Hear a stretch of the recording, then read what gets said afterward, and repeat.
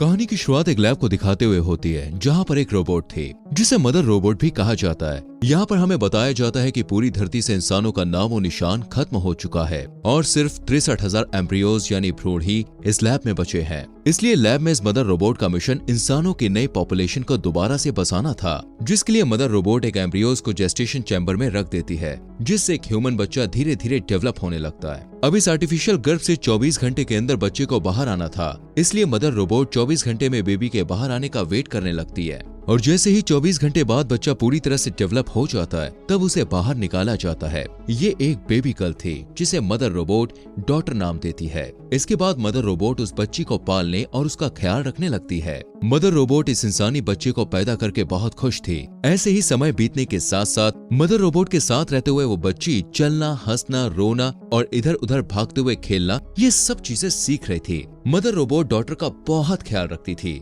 वो उससे बातें करती, उसे खाना खिलाती और उसे हर रोज कई बुक्स पढ़ के भी सुनाती। ऐसे ही बीतते समय के साथ साथ डॉटर अब बड़ी हो रही थी, जिससे अब मदर रोबोट डॉटर को कई विषयों की जानकारी देने लगती है कि जैसे ब्रह्मांड क्या है, ह्यूमन हिस्ट्री, इंसान कहां से आए और वो कौन थे, ये सब मदर रोबोट डॉटर को बताती है। डॉटर बहुत ही ब्रिलियंट माइंड वाली थी। ये सब जानकर उसमें और ज्यादा क्यूरियोसिटी बढ़ रही थी। वो और भी ज्यादा नॉलेज इकट्ठा करनी शुरू कर देती है। ऐसे ही एक दिन डॉटर मदर रोबोट से पूछती है कि मेरे अलावा इस लैब में और कोई बच्चा क्यों नहीं है और धरती पे से सारे इंसान कहाँ गायब हो गए। जिस पर मदर रोबोट उसे बताती है कि इंसानों के बीच बहुत बड़ी जंग हुई थी और उस जंग में सभी इंसान आपस में ही लड़कर मर गए थे। इसके बाद मदर रोबोट उसे लेकर एम्ब्रियोज रूम में जाती है, जहाँ वो डॉटर को दूसरे एम्ब्रियोज दिखाती है। वो डॉटर को बताती है कि धरती पर एनवायरनमेंट पूरी तरह से खराब हो चुका है, जिसकी वजह से धरती पर इन्फेक्शन फैल रहा है और इसलिए मैं तुम्हें इस लैब से बाहर नहीं जाने दे सकती, क्योंकि इससे तुम्हारी जान भी जा सकती है। जब डॉटर थोड़ी और बड़ी हो जाती है तो मदर रोबोट उसे बताती है कि मैंने तुम्हें कैसे पैदा किया था।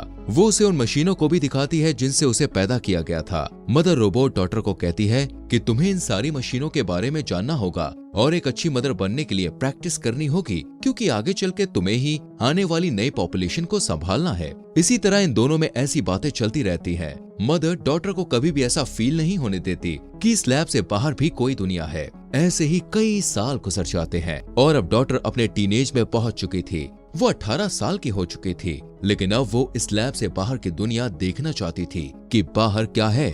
डॉटर हमेशा सुबह उठकर ब्रेकफास्ट करते हुए अपने टैबलेट पर वीडियोस देखा करती थी। एक दिन मदर रोबोट के हाथ में कुछ प्रॉब्लम हो जाती है, जिसके लिए वो डॉटर के पास जाती है और डॉटर मदर रोबोट के हाथ को ठीक कर देती है। यहाँ पर मदर रोबोट देखती है कि उसने एक परफेक्ट ह्यूमन बीइंग को क्रिएट किया है। डॉटर काफी हेल्दी थी और हमेशा दूसरों की मदद करती थी। ऐसे ही समय बीतता जाता है। एक दिन डॉटर को नींद नहीं आ रही थी, इसलिए वो कुछ वीडियोस देखने लगती है। वही मदर रोबोट खुद को रिचार्ज कर रही थी कि तभी अचानक एक इंसिडेंट होता है और इलेक्ट्रिसिटी चली जाती है। डॉटर मदर रोबोट को ढूंढने जाती है और देखती है मदर रोबोट की पावर भी खत्म हो गई है। इस वजह से डॉटर इलेक्ट्रिसिटी को ठीक करने के लिए जैसे ही कंट्रोल रूम में जाती है तो वहाँ वो देखती है कि एक चूहे ने लाइट की तारों को काट दिया है, जिससे लाइट चली गई थी। चूहे को देखकर डॉटर काफी ज्यादा हैरान और खुश होती है, क्योंकि इससे पहले उसने ऐसा कुछ भी नहीं देखा था। वो उसे पकड़कर एक बोतल में बंद करके कटी हुई वायर को ठीक करती है और जब इलेक्ट्रिसिटी आती है तब डॉटर उस चूहे को देखने लग जाती है।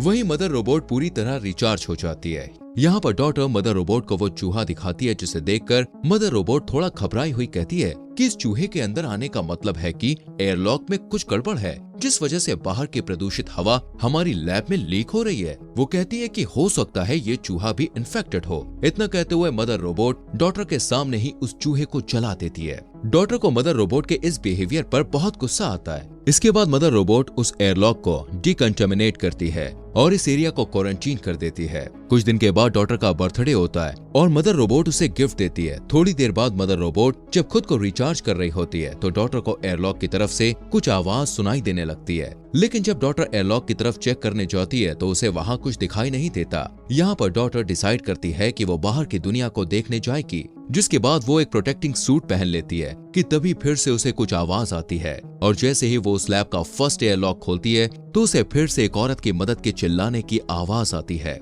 यहाँ पर डॉटर एक प्रोटेक्टिंग सूट अपने पास रख लेती है और सेकंड हैच खोल देती है और देखती है कि उसके सामने एक घायल औरत है जो जख्मी हालत में डॉटर से हेल्प मांगती है। फिर डॉटर उसकी हेल्प करने के लिए उसे पहनने के लिए वो सूट देती है। उधर दूसरी साइड मदर रोबोट भी पूरी तरह रिचार्ज हो गई थी और डॉटर की तरफ ही आने लगी थी। डॉटर जब उसे अपनी तरफ आता हुआ देखती है तो वो जल्दी से एयरलॉक को बंद कर देती है। मदर रोबोट को पता चल जाता है कि एयरलॉक को खोला गया था, इसीलिए वो डॉटर से पूछती है कि तुमने एयरलॉक ओपन क्यों किया। जवाब में डॉटर मदर रोबोट को झूठ कहती है कि मुझे बाहर की दुनिया देखनी है, इसलिए मैंने दरवाजा खोल दिया। मदर रोबोट डॉटर को वार्निंग देती है कि तुम्हें बाहर जाना अलाउड नहीं है क्योंकि जहरीली गैस के कारण तुम्हारी जान को खतरा है। इसके बाद मदर रोबोट डॉटर को पनिशमेंट के तौर पर एग्जाम के लिए लेकर आती है, जिसके लिए मदर रोबोट डॉटर को एग्जाम के लिए एक डिवाइस देती है और खुद लैब में काम करने चली जाती है। तभी डॉटर मदर रोबोट के वहाँ पर न होने का फायदा उठाकर वापस एयरलॉक खोलकर बाहर आती है, जहाँ पर वो देखती है कि वो जख्मी औरत बेहोश पड़ी थी। वहीं उस जख्मी औरत के पास एक बैग पड़ा था।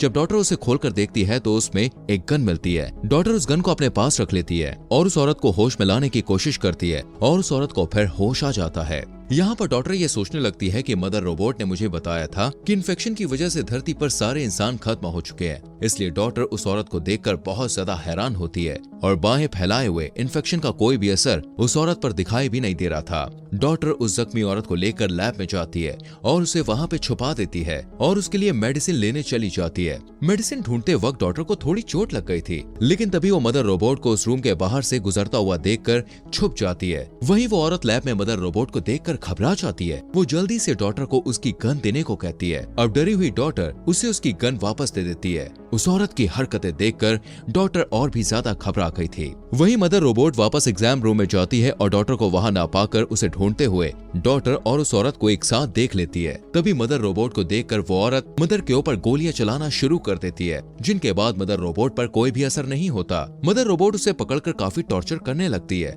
लेकिन ये देखकर डॉटर मदर रोबोट को उसे मारने से रोक लेती है। टॉर्चर की वजह से उस औरत को काफी चोट पहुंची थी, इसलिए डॉटर मदर को उसकी हेल्प करने के लिए कहती है। डॉटर की बात मानकर मदर रोबोट उस औरत को छोड़ देती है और उसका ट्रीटमेंट करने के लिए उसे वहां से मेडिकल रूम ले जाती है। मदर रोबोट डॉटर को रूम के बाहर वेट करने को कहती है। अब यहाँ पर मदर उस औरत को ठीक करने के लिए उसे पेनिसिलिन का इंजेक्शन देने के लिए आगे बढ़ती है, पर वो औरत पेनिसिलिन इंजेक्शन लेने से मना कर देती है, जिससे मदर रोबोट वहाँ से जाने लगती है। तभी डॉटर मदर रोबोट से पूछती है कि आपने मुझे झूठ क्यों बोला कि बाहरी दुनिया में इंसान खत्म हो चुके हैं। मदर उसे बताती है कि मुझे भी कुछ समझ में नहीं आ रहा है कि बाहर दुनिया में इंसान अब तक कैसे बचे हुए हैं। इसके बाद डॉटर उस औरत के बैग को अच्छी तरह चेक करने लग जाती है, जहाँ उसे एक बुक मिलती है जिसमें बहुत सारी पिक्चर्स बनी हुई थी, जो कि डॉटर को काफी इंटरेस्टिंग लगती है। तभी डॉटर मदर के पास जाती है, जहाँ पर मदर रोबोट अपने टूटे हुए हैंड को रिपेयर कर रही थी। डॉटर उस औरत को अंदर आने देने के लिए मदर रोबोट से माफी मांगती है, जिस पर मदर उसे माफ कर देती है। लेकिन इसके बाद डॉटर मदर से कहती है कि उस औरत की हालत और भी ज्यादा खराब होती जा रही है, जिसके बाद वो दोनों उस औरत के पास जाते हैं। उसे देखकर मदर रोबोट उसे कहती है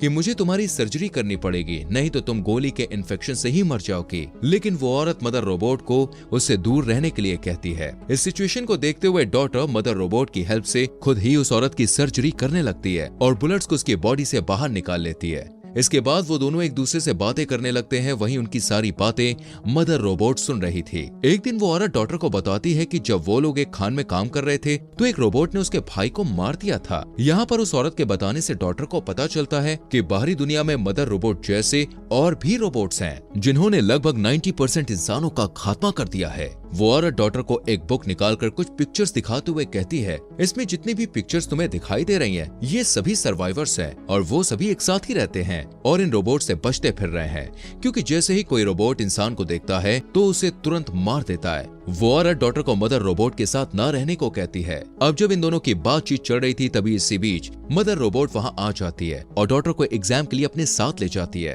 अब क्योंकि मदर रोबोट ने उस औरत की सारी बातें सुन ली थी, इसलिए वो डॉटर को कहती है कि उस औरत की बातों पर तुम्हें ध्यान नहीं देना चाहिए, क्योंकि वो झूठ बोल रही है। इसके बाद मदर रोबोट डॉटर का साइकोलॉजी, फिजिकल और मेडिकल टेस्ट लेती है, जिसमें डॉटर काफी अच्छा स्कोर करती है। इसके लिए मदर रोबोट उसे रिवॉर्ड देने के लिए एम्ब्रियोज रूम में ले जाती है और उसे कहती है कि इन एम्ब्रियोज में से किसी एक एम्ब्रियो को सेलेक्ट कर लो अब डॉटर को शुरू से ही अपना एक भाई चाहिए था, इसलिए वो एक मेल एम्ब्रियो को चुनती है। रात में जब मदर रोबोट रिचार्ज हो रही थी, तब डॉटर मदर रोबोट के ब्रो के नाम की हेल्प से उस कैबिनेट को ओपन करती है जहां बुलेट्स रखी हुई थी। यहाँ पर डॉटर को पता चलता है कि मदर रोबोट उससे झूठ बोल रही है, क्योंकि मदर रोबोट ने डॉटर से पहले 3 और एम्ब्रियोज से जो बच्चे पैदा किए थे, वो बच्चे भी पूरी तरह से डेवलप हो चुके थे। और जैसे ही वो बच्चे बड़े हुए तो मदर रोबोट ने उनका टेस्ट लिया था, जिसमें उन बच्चों ने अच्छा स्कोर नहीं किया, जिसके लिए मदर रोबोट ने उन बच्चों को शूट करके मार डाला था। थोड़ी छानबीन करने पर डॉटर को वहाँ उन बच्चों की हड्डियां भी मिलती हैं। ये देखकर डॉटर मदर रोबोट से काफी ज्यादा निराश हो जाती है।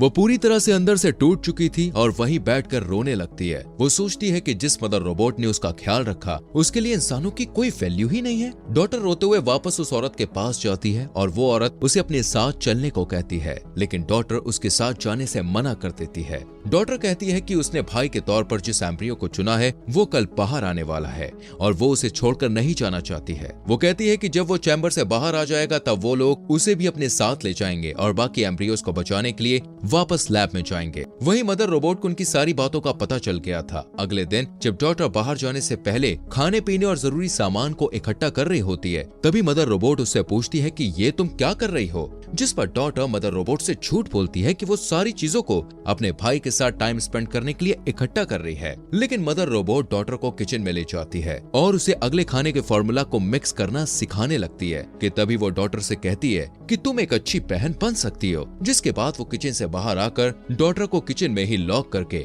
उस औरत के पास जाकर उसे कहती है कि मुझे तुम्हारी और डॉटर की सारी प्लानिंग के बारे में कल ही पता चल गया था। इतना कहते हुए वो उस औरत को काफी ज्यादा टॉर्चर करने लगती है। वहीं इसी दौरान डॉटर लिक्विड नाइट्रोजन की मदद से उस रूम के ग्लास को तोड़कर बाहर निकल जाती है। दूसरी तरफ वो औरत मौका देकर अपने वेपन से मदर रोबोट पर अटैक करती है, पर मदर रोबोट को उससे कुछ भी नहीं होता और वो उसे मारने ही वाली थी कि तभी डॉटर फायर अलार्म को एक्टिवेट कर देती है, जिससे मदर रोबोट डिस्ट्रैक्ट हो गई थी और वो उस औरत को छोड़कर फायर का पता लगाने के लिए चली जाती है। वहीं वो औरत और डॉटर एक साथ मेन डोर की तरफ भागने लगती है, लेकिन तभी वहाँ मदर रोबोट आ जाती है, जिससे वो औरत मदर रोबोट को कहती है कि मेन डोर खोल दो वरना मैं डॉटर को मार दूंगी। यहाँ पर मदर रोबोट डॉटर को बचाने के लिए डोर ओपन कर देती है।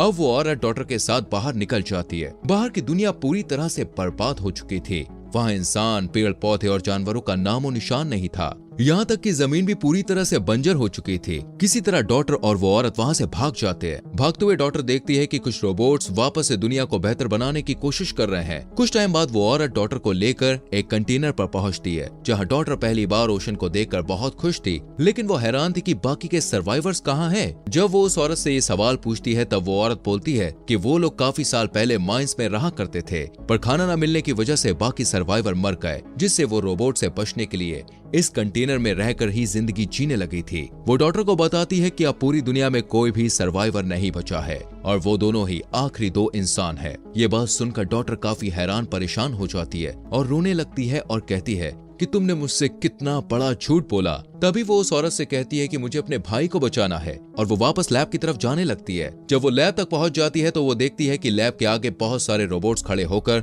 लैब को सिक्योर कर रहे हैं। वो रोबोट्स डॉटर को स्कैन करके उसे लैब के अंदर जाने की इजाजत दे देते हैं। यहाँ पर डॉटर काफी ज्यादा घबराई हुई थी, इसलिए वो एक कुल्हाड़ी उठा लेती है और अंदर जाने लगती है। अंदर जाकर वो देखती है कि मदर रोबोट एक न्यूबॉर्न बेबी की देखभाल कर रही है। जब मदर रोबोट डॉटर को देखती है तब डॉटर कहती है कि उसे अपने भाई को पास से देखना है। इस पर मदर रोबोट उसे कुल्हाड़ी छोड़ने के लिए कहती है। तभी मदर रोबोट डॉटर को सारी सच्चाई बताने लगती है कि मैं एक आर्टिफिशियल इंटेलिजेंस रोबोट हूँ और मैं ही बाहर की दुनिया के सारे रोबोट्स को कंट्रोल करती हूँ और धरती के सभी इंसानों को खत्म करने का प्लान मेरा ही था। फिर मदर रोबोट डॉटर से कहती है कि मुझे डर था कि इंसान आगे चलकर खुद तो एक दूसरे से लड़कर खत्म होंगे ही, साथ ही साथ वो इस प्लेनेट को भी बर्बाद कर देंगे, इसलिए मैंने इंसानों को खत्म करने का प्लान बनाया। जिसके बाद रोबोट्स ने इंसानों का खात्मा कर दिया। वो बताती है कि लेकिन मैं इंसानों को सेकंड चांस देना चाहती थी, इसलिए मैंने कुछ ह्यूमन एम्ब्रियोज को सेव कर लिया था ताकि उनकी मदद से मैं इंसानों की एक नई जनरेशन को दोबारा से खड़ी कर पाऊं और वो ह्यूमंस एक दूसरे के साथ प्यार से रहें और अपने प्लांट का भी ख्याल रखें। तभी डॉटर कुल्हाड़ी को नीचे रख देती है और अपने भाई को गोद में उठा लेती है। इसके बाद डॉटर मदर रोबोट से पहले के 3 बच्चों को मारने का कारण पूछती है, जिस पर मदर रोबोट उसे कहती है कि तुमने इस बच्चे को बहुत टाइट पकड़ा है। तभी डॉटर वहाँ से भागने लगती है। मदर रोबोट उसके पीछे जाती है और डोर में फंस जाती है। इस बीच डॉटर को एक गन मिलती है। वहीं मदर रोबोट खुद को वहाँ से छुड़ा लेती है। जब मदर रोबोट डॉटर के पास पहुँचती है तो डॉटर उसकी तरफ गन पॉइंट कर देती है। मदर रोबोट उसे दो ऑप्शन देती है कि या तो तुम मेरे साथ रहकर अपने भाई का ध्यान रखो या फिर मुझे मार दो। मदर रोबोट उसे बताती है कि असल में मुझे एक ऐसे लीडर की तलाश थी जिसका दिमाग एकदम सुपर कंप्यूटर जैसा हो, और इसीलिए मैंने तुमसे पहले जो 3 बच्चे पैदा करके बड़े किए थे उनमें तुम्हारी जैसी क्वालिटीज नहीं थी, जिस वजह से मैंने उन्हें मार डाला था। वो डॉटर को बताती है कि अब मुझे तुम मिल गई हो और तुम्हारा दिमाग लाजवाब है, इसलिए अगर आने वाली जनरेशन परफेक्ट नहीं भी होती तो तुम उन्हें लीड करके परफेक्ट बना सकती हो। मदर रोबोट उसे बताती है कि तुम अपनी जान की परवाह किए बिना अपने भाई को बचाने के लिए लैब में वापस आए, जो कि मेरा एक आखिरी एग्जाम था, क्योंकि मैं देखना चाहती थी कि तुम अपने भाई को बचाने के लिए वापस आती हो या नहीं। वो कहती है कि मेरा मिशन यहाँ पर पूरा हो चुका है और अब तुम सबकी लीडर हो। मदर रोबोट डॉटर से कहती है कि अब तुम चाहें तो मुझे मार सकती हो, जिसके बाद डॉटर उसे शूट कर देती है। अब डॉटर ही उन सारे बचे हुए एम्ब्रियोज के लिए मदर थी और उसे ही सारे एम्ब्रियोज को डेवलप करने के बाद उन सारे ह्यूमंस को लीड करना था। वहीं एक रोबोट उस औरत के पास पहुंचकर उसे कहता है कि अब उसका पर्पस पूरा हो चुका है, जिसके बाद वो उस औरत को मार देता है। इससे हमें ये पता चलता है दोस्तों कि वो औरत इसलिए जिंदा थी क्योंकि मदर रोबोट ने उसे इस टास्क के लिए चुना